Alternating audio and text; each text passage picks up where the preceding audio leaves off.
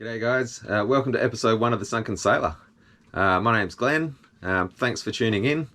For those that know my story, you'll know that back in May of 2021 I had a pretty serious accident and sunk my boat, and we had a bit of a survival story that went along with that. I'll post some links to that particular incident in the description to save me going over it all again, because as you can imagine I've told the story 1,000 times and yeah, pretty much done with telling the story. But yeah, this episode will kind of follow my journey immediately after the accident, a little bit about what Ruby got up to, and kind of following me through finding a new boat. It actually happened a lot quicker than I'd planned or that I thought, or a lot of people might have recommended. But hey, life's short, so I thought, why waste it? And if I knew it was what I wanted to get back into doing, then it's probably best to just get on and get back on the horse and get on with it. So that's pretty much what we've done. Spoiler, this is the new boat, so yeah, kind of gives the game away a bit, but within the episode you'll see kind of the little short journey that actually went on to find the boat. It kind of like fell in my lap, and couldn't be happier with the outcome. So hopefully you'll enjoy this, and thanks for tuning in.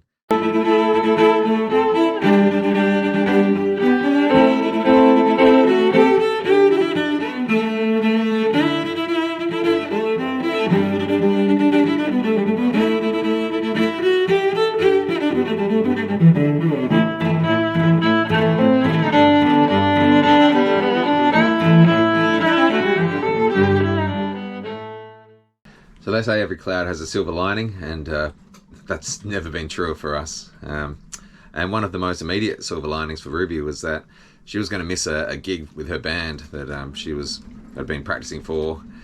She'd been in this band for a number of years, and she's still finishing up with it. She's got her last gig coming up, but she was going to miss that gig because she was going to be sailing with me. And because we had the accident and sunk the boat, she was able to go to that gig, and here's a little bit of it.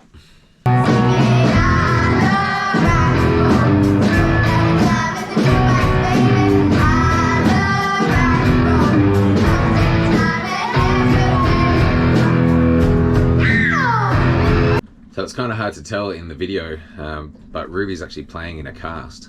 So she has a leg in a full cast. As you can see, I'll put up a picture of what the cast looks like. But yeah, she managed to find some jeans that would fit over her cast, so it was a little less dramatic, her being on stage. But she had to hobble up on stage and get in her wheelchair and be wheeled on stage, and she's sitting there playing the bass and rocking out. And she was kind of the hero of the night, and it was a really emotional night for us all to be there, and just like for her to still be able to like get up and do that after everything was just like so amazing. And yeah, we were really grateful for her to be able to do that.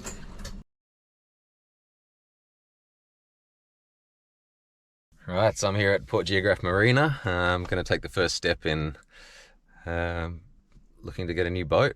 So this is the first boat I've come to look at. It's a Sparkman & Stevens 34 footer, and let's go and have a look at it.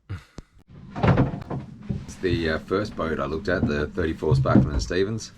It had a lot of good things going for it, and I really liked so many things about that boat. I loved that it had a wind vane.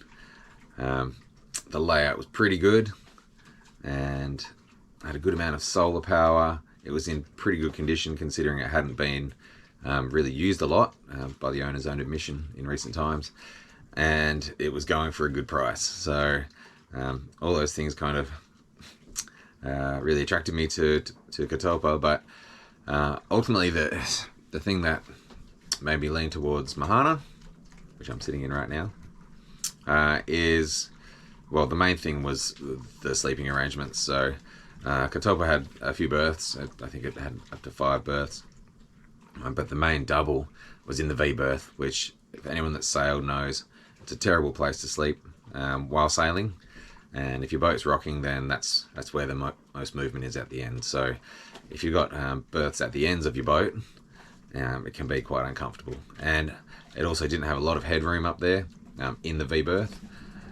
So when it came down to a little bit of comfort and liveaboard layout, it wasn't quite the boat that I was looking for. So for all its great things that it had. Oh, and the motor was a bit old. You'll see in the video how long it took the motor to start up, and it was a real old, like, original Volvo kind of thing, but it was probably fine, probably a very reliable motor. But yeah, she was a bit of an old clunker. So yeah, that was Catalpa.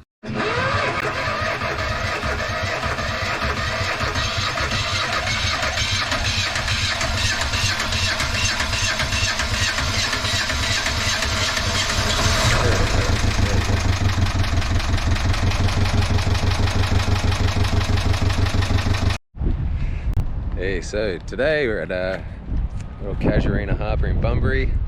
Coming to look at boat number 2. It's a 35-foot endurance, and it looks really good in the photos, but I've been caught out before with that. So let's go and have a look and see how she looks. Yeah, I mean, they haven't got a huge amount of headroom, that's the only thing. If you're really tall, but in here is not bad, but it gets smaller as you go forward. Yeah.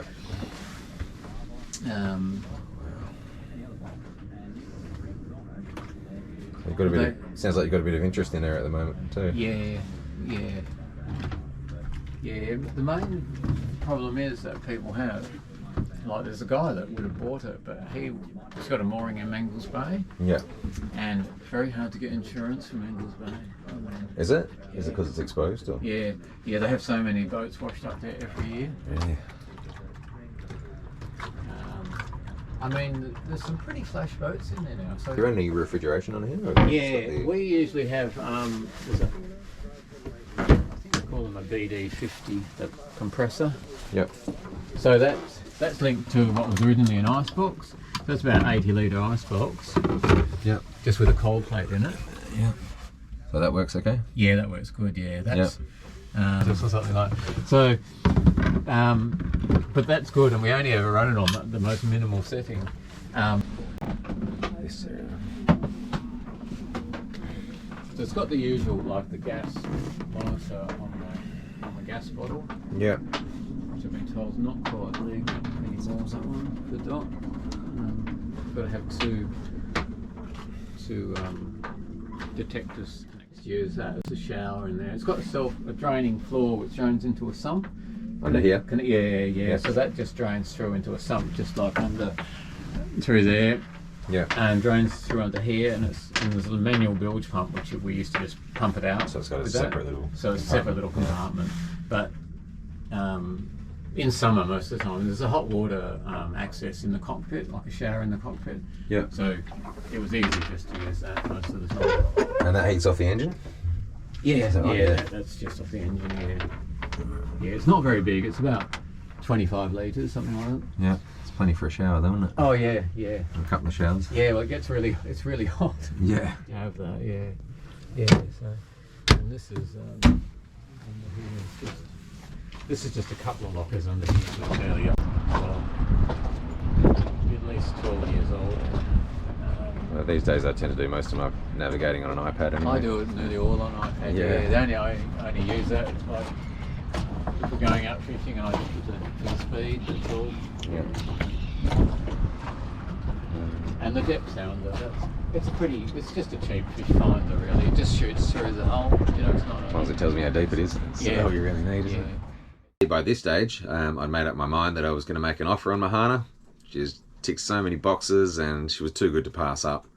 There was other interest in her, and it was in my price range, and it was local, and it was easy, and she was just too pretty to let go by. So after a bit of a negotiation with the owners, she became mine. So things have progressed really fast, and it's a little over a month since the accident, and I'm here doing a final inspection on what's going to be my new boat and my last boat. So this is Mahana, and we'll get a better look at her soon, but yeah, I'm here to do a final inspection and make sure she's all working, and then she's going to be mine. So happy days.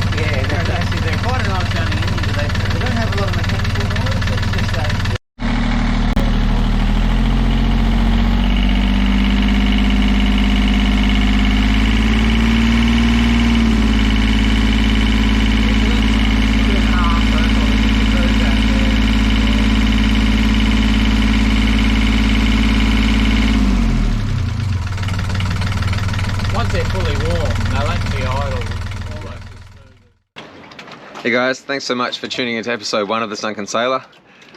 If you're interested in seeing my future adventures, please hit the subscribe button and the notifications bell to be notified of my next episode when it goes up. And if you like this episode, please hit the like button, leave me a comment, tell me what you thought, and I look forward to sharing more of my adventures with you guys in the future.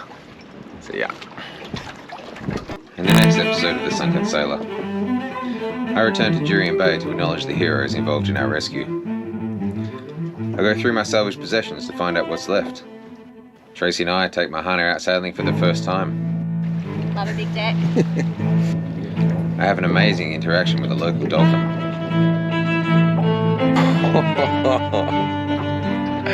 And I nearly run aground on my first night on Mahana. Holy shit.